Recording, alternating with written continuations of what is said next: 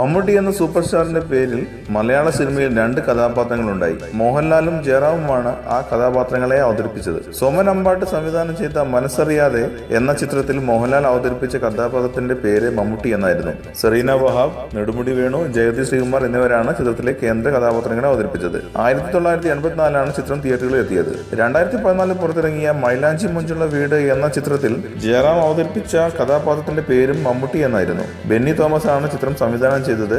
ആസിഫ് അലി, കനിഹ, മീര നന്ദൻ എന്നിവരാണ് ചിത്രത്തിലെ മറ്റ് കഥാപാത്രങ്ങളെ അവതരിപ്പിച്ചത്.